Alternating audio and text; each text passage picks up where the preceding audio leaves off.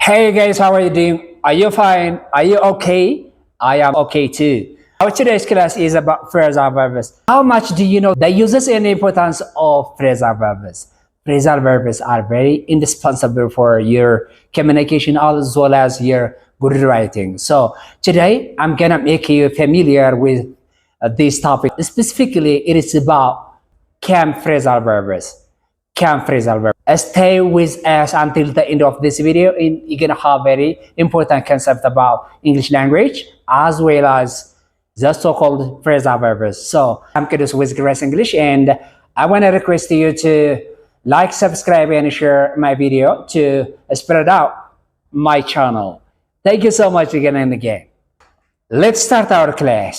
ስለ ካም phrasal verbs ነው ዛሬ ይዤላችሁ የመጣሁት ካም phrasal verbs come about እንላለን come about እንላለን come across እንላለን come along እንላለን come along እንላለን come back come down come forward እያልን የምንጠቀምበት የምንጽፈው ወይም የምንናገረው አድቫንስድ የሆኑ ሰዎች የሚጠቀሙበት ናቸው። በነገራችን ላይ ፍሬዛል ቨርብስ የሚባሉት አድቫንስድ የሆኑ ሰዎች የሚጠቀሙበት ነው። እጅግ በጣም አስፈላጊ ለእንግሊዝኛ ቋንቋችን ያማረ የተጌጠ እንዲሆን የሚያስችሉ ናቸው ማለት ነው። እስኪ ከመጀመሪያው እንጀምር። come about means to occur, to happen ማለት ነው። መከሰት ማለት ነው። በተለይ ለዚህ ለአደጋ ለምናምን የምንጠቀምባቸው አደጋ ተከሰተ፣ አደጋ እንደዚህ ያጋጠመ ምናምን የሚሉ ነገሮችን የምንገልጽበት እንግሊዘኛ ነው come about። ለምሳሌ እንዴት ነው አደጋው የተከሰተው ማለት ከፈለግን ምን እንላለን? how did the accident come about በማለት እንገልጻለን how did the accident come about how did it happen ማለት ነው። how did it happen እንዴት ነው የተከሰተው? የመኪና አደጋ ሊሆን ይችላል። የተለያዩ አደጋዎች ሲከሰቱ ምን እንላለን? how did the accident come about or happen በሚል መግለጽ እንችላለን። come across ምን ማለት ነው? come across ማለት አንድን ነገር ወይም አንድን ሰው በአጋጣሚ ስናገኘው ያለምንም ፕላን ያለምንም እቅድ ስናገኘው ማለት ነው። to meet or to see somebody or something by chance ምን ይባላል? came across ይባላል። ስለዚህ በአረፍተ ነገር እንየው እስኪ። I came across your channel on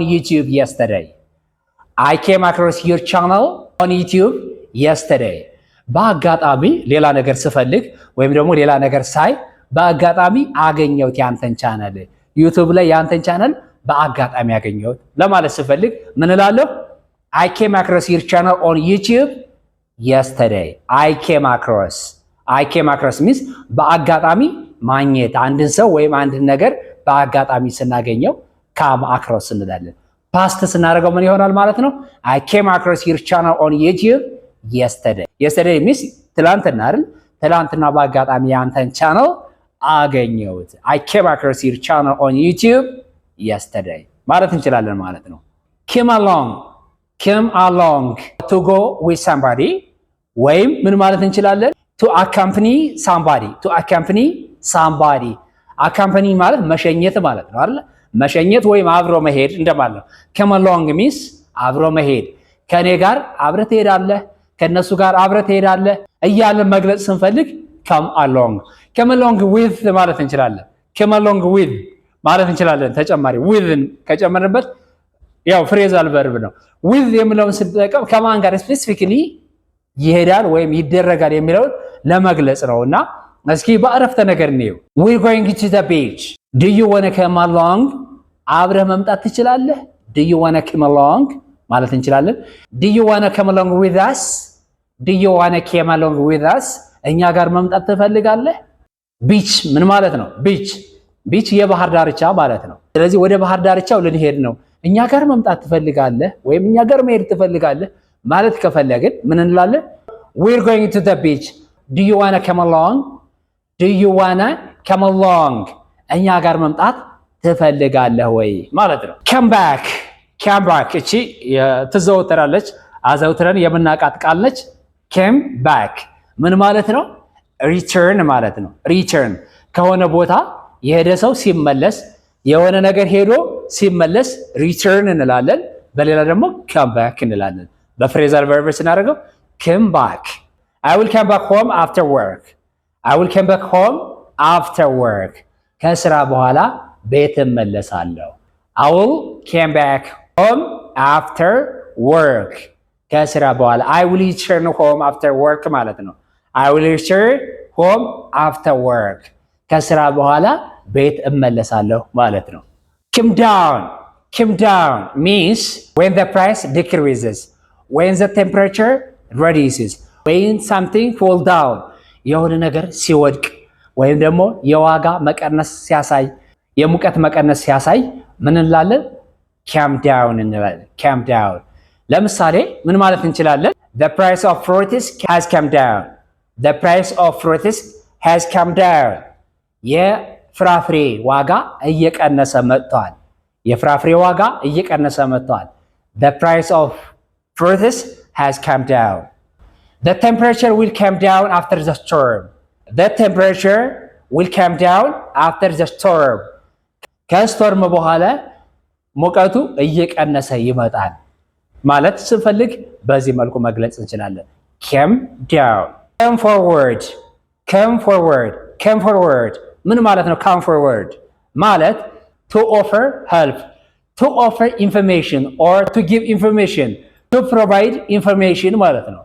to provide evidence መስጠት ኢንፎርሜሽን መስጠት ወይም እርዳታ መስጠት ማለት ነው። ስለዚህ በአረፍተ ነገር እንየው እስኪ come forward ማለት በአረፍተ ነገር እንየው the witness came forward to help the police ምስክሮቹ ለፖሊስ መረጃ ሰጥተዋል። ምስክሮቹ ለፖሊስ መረጃ ሰጥተዋል። the witness came forward to help the police ለፖሊሱ መረጃ ሰጥተዋል ወይም ለማገዝ መረጃውን ሰጥተዋል። that means the witness offered the information for the police ለፖሊሱ ኢንፎርሜሽን ሰጥተዋል ማለት ነው። police came forward if you know anything about the accident ስለ አክሲደንቱ የምታውቁት ካለ መረጃ ስጡን ማለት ሲፈልጉ ለምሳሌ ፖሊሶች መርማሪ ፖሊሶች እንደዚህ ማለት ከፈለጉ ምን ሊሉ ይችላሉ? please come forward if you know anything about the accident ስለ አደጋው የምታውቁት ነገር ካለ የምትነግሩን መረጃ ካለ እባካችሁን ስጡን ማለት ነው። come forward means to offer information to offer evidence to offer help ማለት ነው። እንደዚህ እያልን እንግሊዘኛችን ከፍ ማድረግ ብንችል የተሻለ ይሆናል።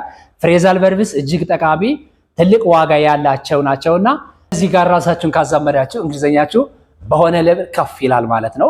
ግሬስ ሁልጊዜም የእናንተን እንግሊዘኛ ከፍ ለማድረግ ሁሌም እናንተ ጋር ነውና ምን ጊዜ ቢሆን ከግሬስ ጋር ወደፊት ግሬስ the ladder of success